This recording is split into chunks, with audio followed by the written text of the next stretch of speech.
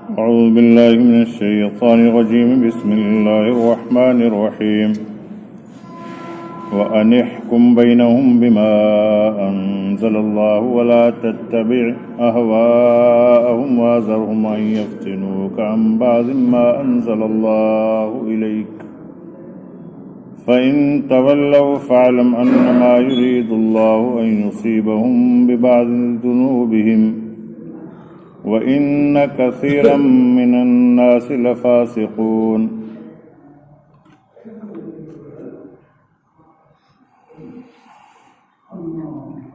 اور یہ فرمایا کہ حکم کر ان میں موافق ان کے جو کہ اتارا اللہ نے، اور مت چل ان کی خوشی پر، اور بچتا رہے ان سے کہ تجھ کو بہکا نہ دے کسی ایسے حکم سے جو اللہ نے اتارا تجھ پر، پھر اگر نہ مانے تو جان لے کہ اللہ تبارک و تعالی نے یہی چاہا ہے، پہنچا دے ان کو کچھ سزا ان کے گناہوں کی، اور لوگوں میں بہت ہیں نافرمان۔ افحکم الجاہلیت یبغون ومن احسن من اللہ حکما لقوم یوقنون۔ آپ اب کیا حکم چاہتے ہیں کفر کے وقت کا، اور اللہ سے بہتر کون ہے حکم کرنے والا یقین کرنے والوں کے واسطے۔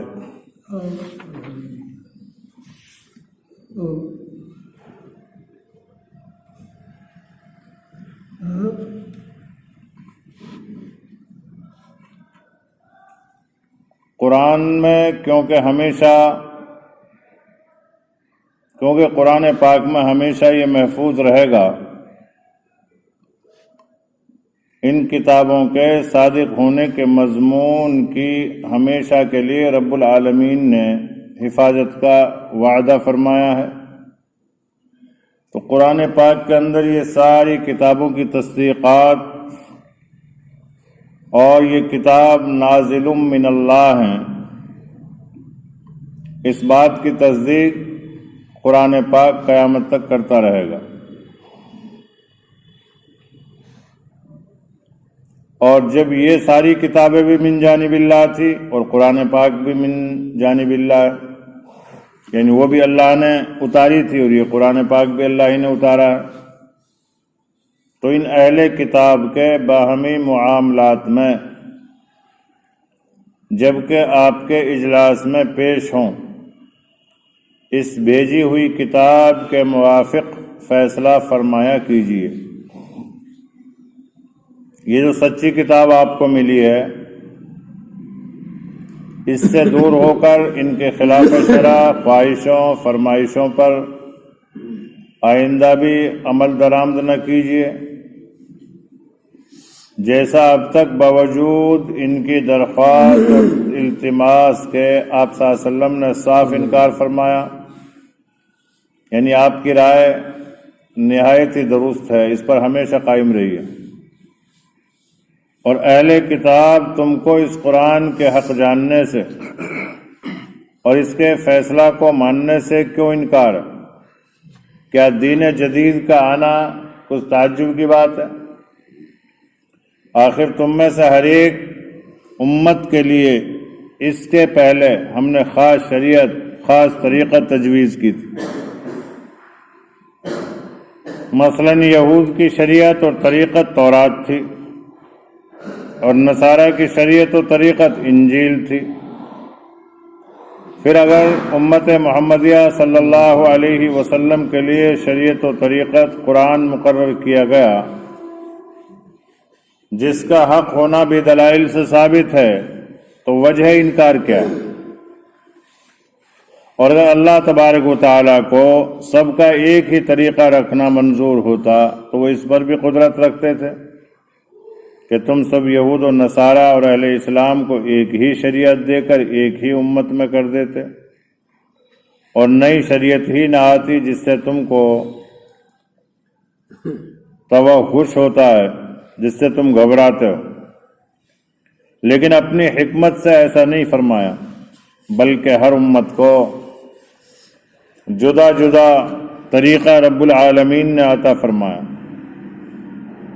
تاکہ جو دین تم کو ہر زمانے میں نیا نیا دیا ہے اس میں تم سب کا تمہارے اظہار اطاعت کے لیے امتحان فرماؤں، کیونکہ اکثر طبیعی امر ہے نئے طریقے سے وحشت اور مخالفت کی طرف حرکت ہوتی، لیکن جو شخص عقل صحیحہ اور انصاف سے کام لیتا ہے وہی ظہور حقیقت کے بعد اپنی طبیعت کو موافقت پر مجبور کر دیتا ہے، اور یہ ایک امتحان عظیم۔ بس اگر سب کی ایک ہی شریعت ہوتی تو شریعت کی ابتدا کے وقت جو لوگ ہوتے ان کا امتحان تو ہو جاتا، لیکن دوسرے جو ان کے مقلد اور اس طریقے سے معلوف ہوتے ان کا امتحان نہیں ہوتا، اور اب ہر امت کا امتحان ہو گیا۔ اور امتحان کی ایک صورت یہ ہوتی ہے کہ انسان کو جس چیز سے روکا جائے، خواہ معمولی ہو یا بڑی ہو، اس میں حرص ہوتی۔ یہ امتحان شرائع کی تعدی میں اقوا ہے کہ منسوخ سے روکا جاتا ہے، اور شریعت کے اتحاد میں وہ معاصی سے روکتے ہیں، لیکن ان میں حقیقت کا تو شبہ نہیں ہوتا، اس لیے امتحان اس درجے کا نہیں۔ ان دونوں امتحانوں کا مجموعہ ہر امت کے سلف و خلف سب کو عام ہو گیا، جیسا کہ صورت اول کو صرف سلف سے خصوصیت ہے، پر جب شرع جدید میں یہ حکمت ہے تو تعصب کو چھوڑ کر مفید باتوں کی طرف، یعنی اپنے ان عقائد اور اعمال اور احکام کی طرف جن پر قرآن مشتمل ہے دوڑو، یعنی قرآن پر ایمان لا کر اس پر چلو۔ ایک روز تم سب کو خدا ہی کے پاس جانا بھی ہے، پھر وہ تم سب کو جتلا دے گا، جس میں تم باوجود وضوح حق کے دنیا میں خواہ مخواہ اختلاف کیا کرتے تھے، یعنی حق بات تمہارے سامنے کھلی ہوئی تھی پھر بھی اختلاف۔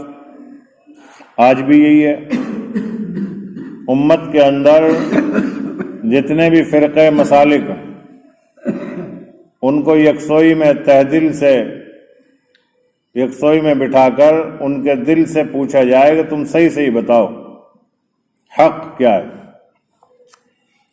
اس لیے اس اختلاف بیجا کو چھوڑ کر حق کو جو کہ اب منحصر ہے قرآن میں قبول کر لو۔ ایک مرتبہ کافی دن پہلی بات ہے، آگرہ گئے تھے ہم ایک بار، تو اتفاقی بات ہے جو آگرہ ہم گئے تو وہاں ان میں اہل حدیثوں کے یہاں جو اپنا آپ کو اہل حدیث کہتے ہیں غیر مقلد، انہی علماء کے ساتھ تھا میں، آمین والے، ہاں۔ تو میں نے آگرہ دیکھا ہی نہیں تھا اس سے پہلے، میں نے کہا آگرہ دیکھے ہوں اس بہانے سے۔ علماء کے دلے سے ایک وفد تھا ریاض العلوم سے، اس سے اہل حدیث کے مرکز سے، تو میں بھی ساتھ ہو لیا، ان میں ایک دو پہچاننے والے تھے، ان کو آگرہ چل رہے، میں چلو دیکھے آئیں گے آگرہ، بھی نہ دیکھا ہم نے۔ تو جب آگرہ پہنچے ہم وہاں تو وہاں میٹنگ تھی، ایک مشورہ تھا اہل حدیث کا، اس میں بات چلتی رہی، پھر بات چلی وہاں کہ یہاں درجہ حفظ کون پڑھاتا ہے، اہل حدیث کو وہاں آپس میں چل رہی، نکے جی حنفی ہے، بھائی حنفی کیوں رکھے ہیں تم نے؟ نکے جی کیا کرے، قرآن کے ماہر حنفیوں میں ہی ہیں زیادہ۔ تو یہ بات مجھے ایسی لگی اس دن سے، تو من کی ان کا بھی دل مانتا ہے اسے کہ قرآن پاک کے ماہر تجوید سے اچھے پڑھانے والے وہ حنفی ہیں، جیسے اہل تشیع مانتے ہیں کہ قرآن پاک کی خدمت کرنے والے یا زیادہ حفاظ یا زیادہ علماء وہ سنیوں میں ملیں گے، شیعوں میں نہیں۔ ایسے ہی بعض اور مسلک والے بھی مانتے ہیں کہ صاحب کیا کریں، ہم تو خیر اس مسلک میں ہیں، لیکن اصل تو یہی ہے۔ اہل حدیث امام حنبل کو مانتے ہیں صاحب؟ نہ، یہ ہمارے ہندوستان کے جو اہل حدیث ہیں اکثر وہ کسی امام کو نہیں مانتے، وہ تو یوں کہتے ہیں، اب وہ تو یوں کہتے ہیں کہ بس قرآن ہے حدیث ہے، بیچ میں کیا ضرورت ہے کسی قرآن پڑھو، ترجمہ نکالو اور مسائل کا حل کرو۔ ایسے یہاں مچھلی منڈی متھرا میں ایک تھا، وہاں نماز پڑھتا تھا، اور میں نے اس کو بٹھا لیا تو کہنے لگا جی مولویوں کا وہ ہے تو جال خامہ کھا کا قرآن حدیث کو صحیح طریقے سے سمجھنے نہیں دیتے۔ میں نے کہا آپ کیا کر رہے ہیں؟ کہ میں انجینئر کورس کر رہا ہوں۔ میں نے کیوں کر رہے ہو؟ کتابیں لے آؤ گھر پہ لا کے پڑھ لو، بعد میں سب سے کہہ دینا میں انجینئر ہو گیا۔ بھائی پڑھ کے اور انہوں نے کہا جی وہ تو ڈگری ضرور ہے۔ میں نے کہا یہ بھی ضروری ہے، فقہ کا پڑھنا بھی ایسے ہی ضروری ہے، اور علم حدیث کے سند کو پڑھنا یہ بھی ایسے ہی ضروری ہے۔ اجی نو یہ تو مولویوں کو جال ہے کہ صاحب قرآن تمہاری سمجھ میں نہیں آئے گا، حدیث تمہاری سمجھ میں نہیں آئے گی، اس لیے ایک بار میں متھرا میں نماز پڑھ رہا ہوں، صاحب سے مولوی صاحب آئے اہل حدیث، کوٹ پینٹ ٹائی وائی لگی ہوئی، چلو ٹھیک ہے ہوتا ہوگا ایسا، اب نیت باندھی ایسے چھوڑ دو، میرے نے انگلی دبا دی، میں نے دھکا دی، میں نے انگلی، ارے سن تو صحیح، شیطان نہیں نکلے گا، ارے یہاں سے نہ نکلے گا تو نیچے سے نکل جائے، شیطان کے بجائے کچھ اور نکل جائے نیچے سے۔ خیر، تو حق کو ہر آدمی جان لیتا ہے کہ حق بات کیا ہے۔ تو جتنے بھی مسلک ہیں دنیا میں چل رہے ہیں، ان سے اگر یکسوئی سے بٹھا کر دل سے پوچھا جائے بھائی صحیح بتاؤ بات کیا ہے، تو حق بات کو وہ بھی بتائیں گے۔ تو یہاں پر اللہ تبارک و تعالیٰ فرما رہا ہے کہ حق تمہارے سامنے واضح ہو چکا، پھر تم جو ہے اس کو سمجھتے نہیں، پھر کیوں اختلاف کرتے ہو؟ اس لیے اس اختلاف بیجا کو چھوڑ کر حق کو جو کہ اب منحصر ہے قرآن میں قبول کر لو۔ اور چونکہ ان اہل کتاب نے ایسی بلند پروازی کی، آپ سے درخواست اپنے موافق مقدمہ طے کر دینے کی کرتے ہیں جہاں کہ اس کا احتمال ہی نہیں ہے، اس لیے ان کے حوصلے پست کرنے کو اور ان کو سنا کر ہمیشہ ہمیشہ ان کے ناامید کر دینے کو ہم مقرر حکم دیتے ہیں کہ آپ ان اہل کتاب کے باہمی معاملات میں جبکہ آپ صلی اللہ علیہ وسلم کے اجلاس میں پیش ہوں، اس بھیجی ہوئی کتاب کے موافق فیصلہ فرمایا کیجیے، اور ان کے خلاف شرع خواہشوں فرمائشوں پر آئندہ بھی عمل درآمد نہ کیجیے جیسا اب تک بھی آپ نے نہیں کیا، اور ان سے یعنی ان کی اس بات سے آئندہ بھی مثل سابق احتیاط رکھیے کہ وہ آپ کو خدا تعالیٰ کے بھیجے ہوئے کسی حکم سے بھی بچلا دیں۔ یعنی کوئی اس کا احتمال تو نہیں ہے کہ آپ صلی اللہ علیہ وسلم نعوذ باللہ استغفر اللہ راستے سے بیٹھ جائیں، لیکن اس کا قصد بھی رہے، یعنی یہ بات ذہن میں بھی رہے تو موجب ثواب بھی ہے۔ پھر باوجود وضوح قرآن، وضوح کے معنی آتے ہیں وضاحت، کھلی ہوئی بات، ایک تو ہوتا وضو، وہ تو آتا ہے اعضاء کا دھونا، واو ضاد پھر واو، وہ تو وضو ہے۔ یہاں وضوح بڑی ہا سے آگے، یہ وضاحت سے وضو ہے قرآن اور اس کے فیصلے کے حق ہونے کے بعد اگر یہ لوگ قرآن سے اور آپ صلی اللہ علیہ وسلم کے فیصلے سے جو موافق قرآن کے ہوگا اعراض کریں، یعنی اسے تسلیم نہ کریں، تو یقین کر لیجئے کہ بس خدا ہی کو منظور ہے کہ ان کے بعض جرموں پر دنیا ہی میں ان کو سزا دیں، اور وہ بعض جرم فیصلہ نہ ماننا ہے، اور حقانیت قرآن کے نہ ماننے کی سزا پوری آخرت میں ملے گی، کیونکہ پہلا جرم ذمہ ہونے کے خلاف ہے اور دوسرا جرم ایمان کے خلاف حرابیت کی سزا دنیا میں ہوتی ہے اور کفر کی سزا آخرت میں۔ چنانچہ یہود کی سرکشی اور عہد شکنی جب حد سے متجاوز ہوئی تو ان کو سزائے قتل اور قید اور اخراج وطن کی دی گئی، اور اے محمد صلی اللہ علیہ وسلم ان کے یہ حالات سن کر آپ صلی اللہ علیہ وسلم کو رنج ضرور ہوگا، لیکن آپ صلی اللہ علیہ وسلم زیادہ غم نہ کیجیے، کیونکہ زیادہ آدمی تو دنیا میں ہمیشہ سے بے حکم ہی ہوتے آئے ہیں۔ یہ لوگ فیصلہ قرآنی سے جو کہ عین عدل ہے اعراض کر کے پھر کیا زمانہ جاہلیت کا فیصلہ چاہتے ہیں جس کو انہوں نے برخلاف شرائع سماویہ کے خود مخترع کر لیا تھا، یعنی خود گھڑ لیا تھا، جس کا ذکر دو واقعوں کے ضمن میں اس رکوع سے پہلے رکوع یا ایھا الرسول کی تمہید میں گزر چکا ہے، حالانکہ وہ سراسر عدل اور دلیل کے خلاف ہے۔ یعنی اہل علم ہو کر علم سے اعراض کرنا اور جہالت کا طالب ہونا عجب در عجب ہے، اور فیصلہ کرنے میں اللہ سے کون اچھا فیصلہ کرنے والا ہوگا، بلکہ کوئی اللہ کے فیصلے کی برابری بھی نہیں کر سکتا۔ بس خدائی فیصلے کو چھوڑ کر دوسرے کے فیصلے کا طالب ہونا عین جہالت نہیں تو اور کیا ہے۔ لیکن یہ بات بھی یقین اور ایمان رکھنے والوں ہی کے نزدیک ہے، کیونکہ اس کا سمجھنا موقوف ہے عقلیہ کی صحت پر، وہ کفار اس سے بے نصیب ہیں۔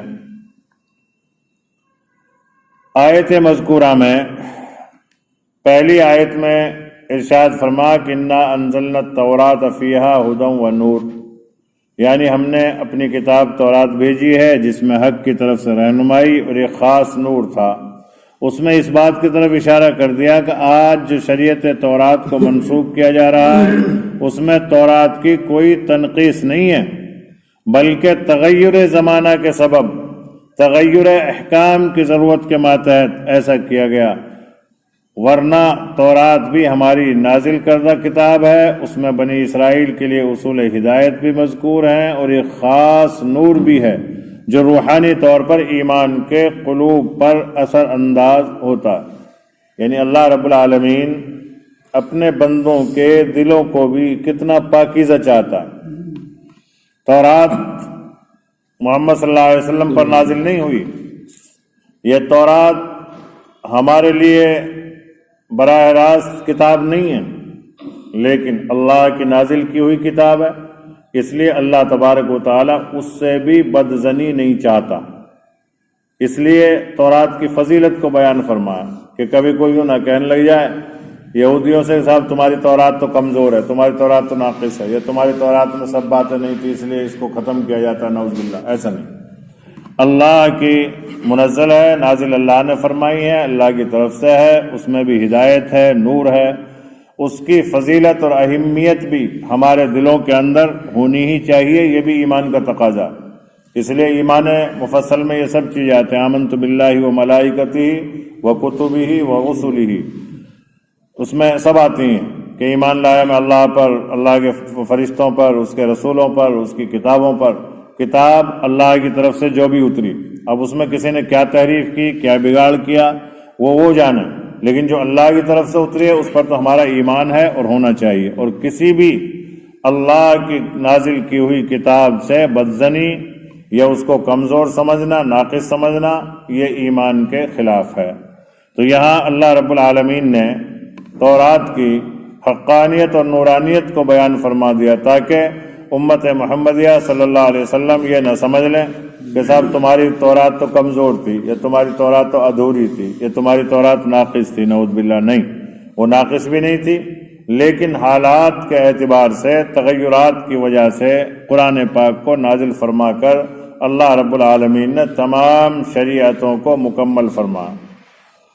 اس کی مثال ایسی ہے جیسے ایک چھوٹا سا بچہ، جب چھوٹا سا بچہ ہوتا ہے تو اس کا لباس چھوٹا سا، پھر تھوڑا بڑا ہوتا اور بڑھتا، پھر اور بڑا ہوتا، پھر اور بڑھتا، پھر جب وہ جوان ہو جاتا پھر اس کی ناپ مکمل، پھر جو پرسنل ٹیلر ہوتے ہیں، گھریلوی ٹیلر، وہ اس کی ناپ کو فکس لکھ لیتے ہیں، صاحب اب آپ کی ناپ یہ ہے، اب آپ کی یہ چلتی رہے گی۔ تو ایسے ہی پہلے انسانیت اور انسانیت کے اعمال و اغراض، اعمال و افعال، وہ سب ادھورے تھے، تو تھوڑا تھوڑا تھوڑا کر کے مکمل ہوتے گئے۔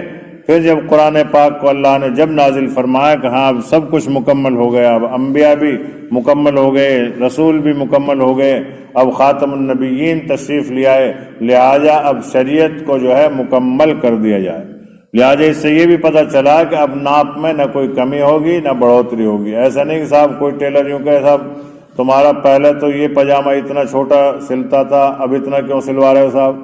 تو ہر آدمی کہے گا صاحب تم دیکھ نہ رہے، اب میں اتنا بڑا ہو گیا ہوں، تو اب جوان ہو گیا، اب میری ناپ یہاں کے جوانی پہ آ کے 30 اور 40 سال کے درمیان میں آدمی کی ناپ آ کے رک جاتی ہے۔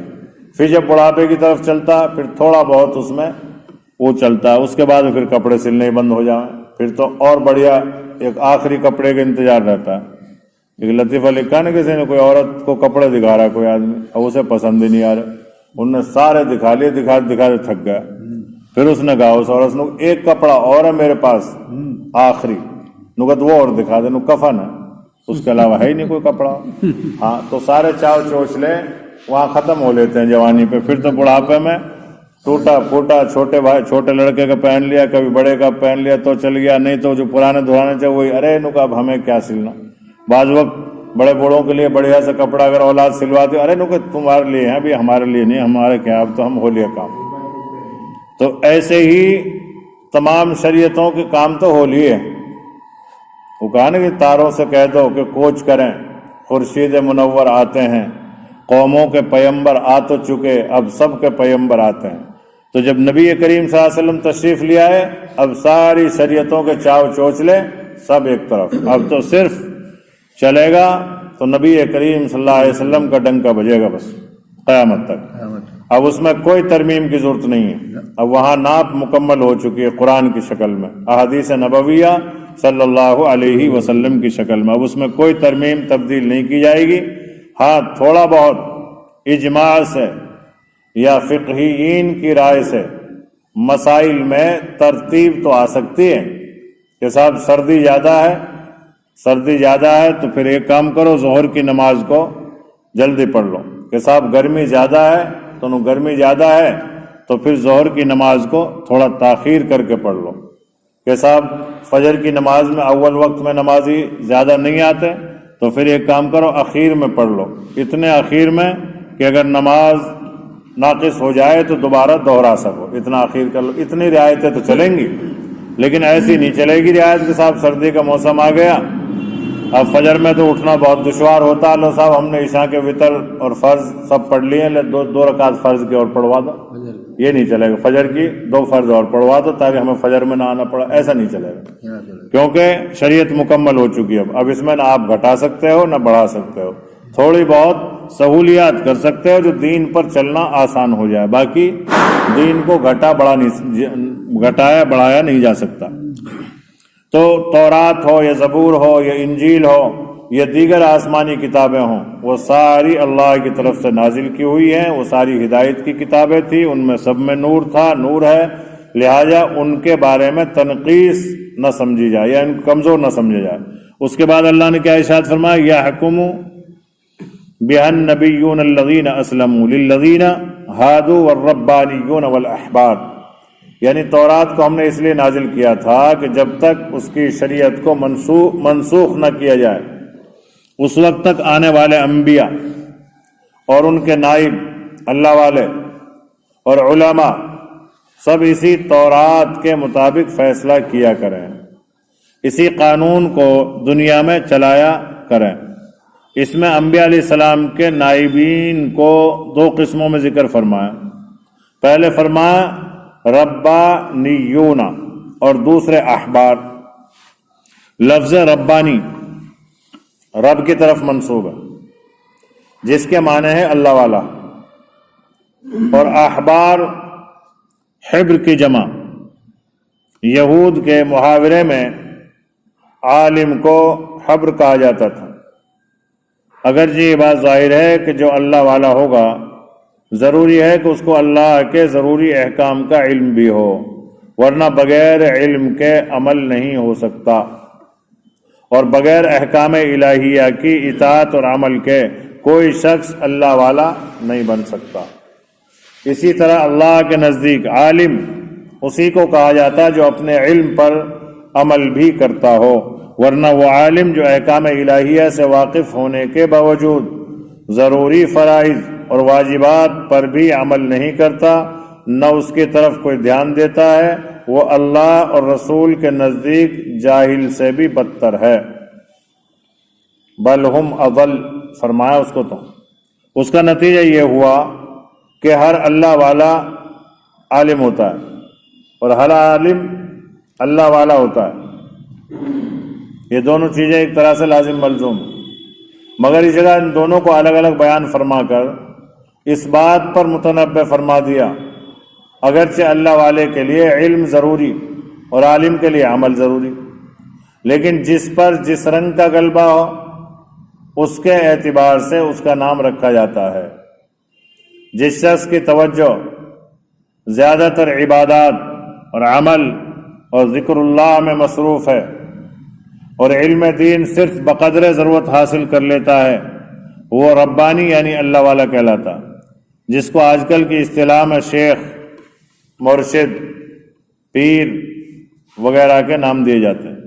اور جو شخص عملی مہارت پیدا کر کے لوگوں کو احکام شرعیہ بتلانے اور سکھلانے کی خدمت میں زیادہ مشغول ہے اور فرائض اور واجبات اور سنن مؤکدہ کے علاوہ دوسرے نفلی عبادات میں زیادہ وقت نہیں لگا سکتا، اس کو حبر یا عالم کہا جاتا ہے۔ خلاصہ یہ ہے کہ اس میں شریعت اور طریقت اور علماء اور مشائخ کی اصلی وحدت کو بھی بتلا دیا، اور طریقہ کار اور غالب مشغلے کے اعتبار سے ان میں فرق کو بھی واضح کر دیا، جس سے معلوم ہو گیا کہ علماء اور صوفیہ کوئی دو فرقے یا دو گروہ نہیں ہیں، بلکہ دونوں کا مقصد زندگی اللہ اور اس کے رسول صلی اللہ علیہ وسلم کی اطاعت اور فرما برداری ہے۔ البتہ اس مقصد کے لیے یا اس مقصد کے حصول کے لیے ان کے طریقہ کار صورتاً متغیر نظر آتے ہیں۔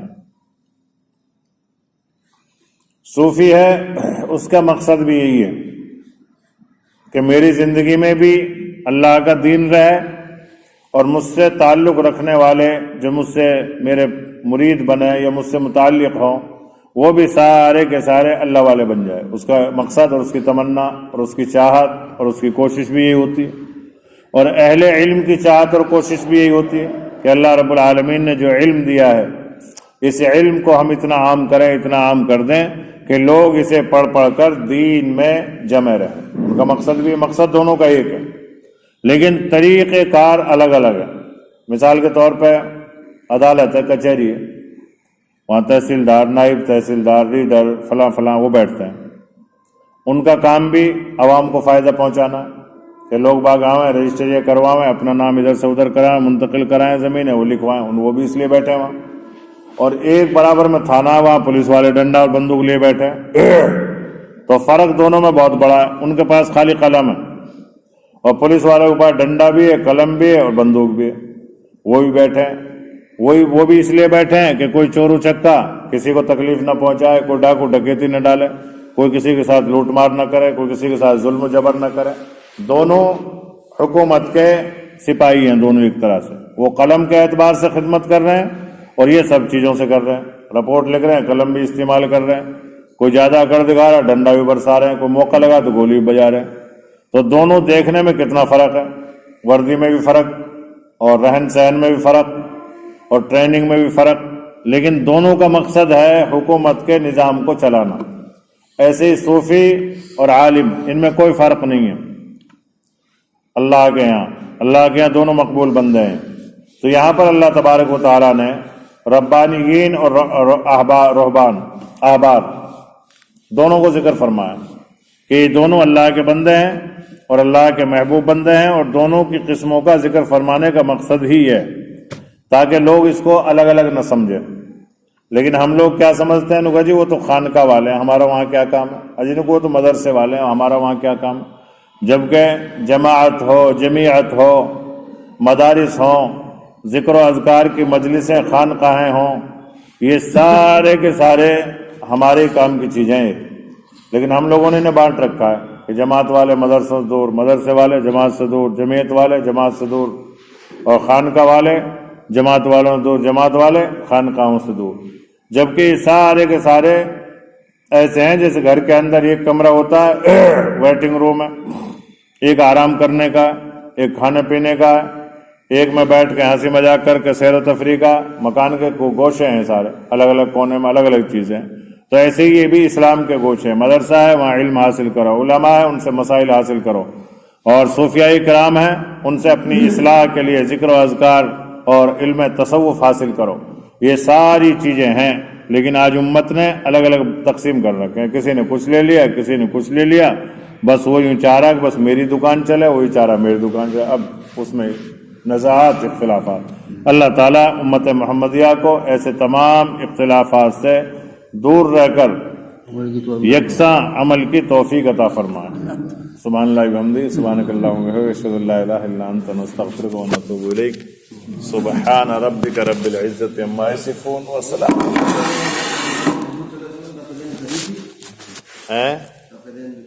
रफ़े दें तो हम भी करें।